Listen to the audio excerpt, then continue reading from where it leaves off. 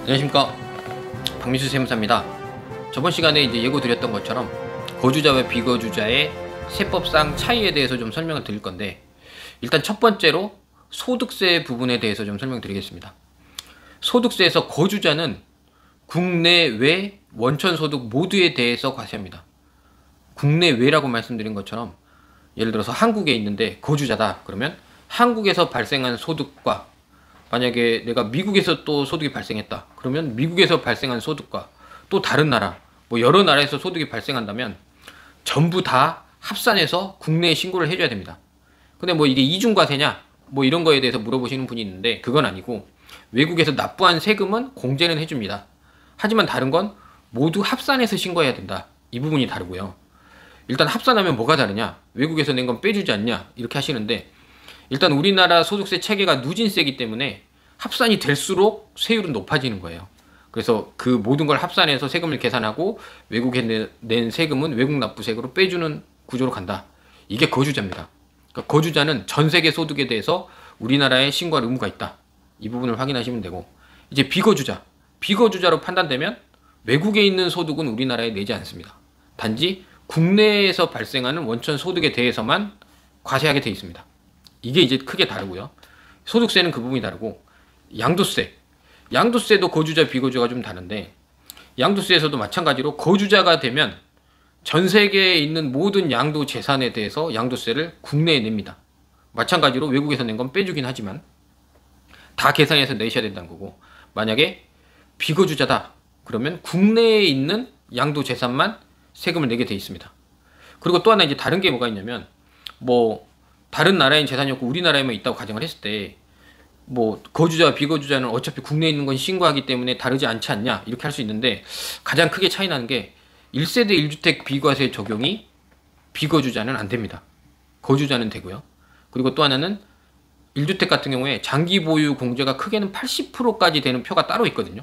일반적으로는 30%짜리겠고, 근데 80% 되는 장기 보유 특별 공제는 받을 수가 없습니다.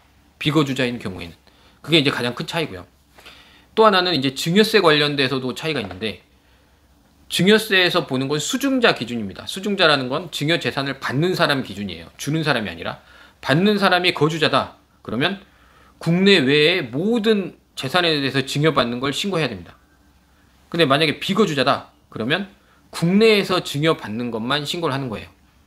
이게 이제 큰 틀에선 계속 거주자는 전 세계에 있는 모든 걸 신고하는 거고, 비거주자는 국내의 것만 가지고 과세권이 있기 때문에 국내 것만 신고를 하는 건데, 증여세도 좀 차이가 나는 거는 증여재산 공제라는 게 있는데, 뭐 배우자 공제 6억까지 되고 자녀 공제 5천까지 되고 이런 게 있지 않습니까? 근데 비거주자는 증여재산 공제가 없습니다. 그러니까 배우자끼리라고 하더라도 비거주자가 되면 6억을 줄 수가 없는 거예요. 그래서 이 판단을 할 때도 외국인이냐 아니냐를 보는 게 아니라 거주자냐 비거주자냐를 봐서 증여재산 공제를 하는데, 예를 들어 뭐 배우자 공제가 6억까지 되는데 우리나라에 혼인신고가 안 돼 있다. 근데 둘 다 거주자다. 이런 경우에는 외국에서 혼인돼 있는 혼인신고를 가지고 우리나라에서 또 공제는 가능합니다. 그 부분을 확인하셔야 되고, 마지막으로 이제 상속세 부분에 있어서도 거주자와 비거주자는 차이가 있습니다.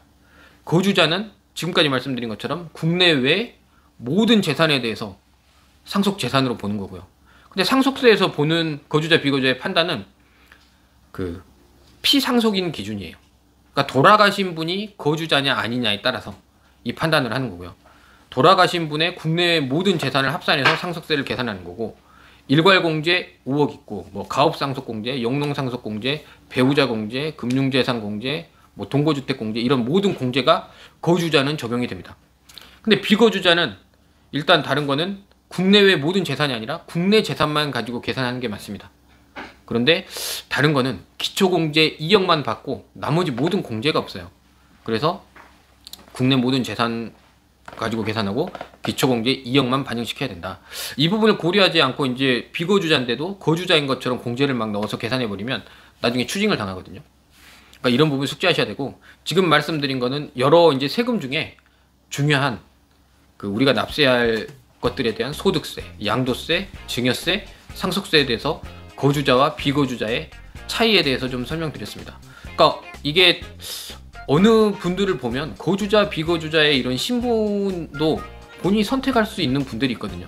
그러니까 어느 것이 자기에게 유리한지 잘 판단하셔서 본인에게 맞는 절세안을 가지시는 게 좋다고 생각됩니다.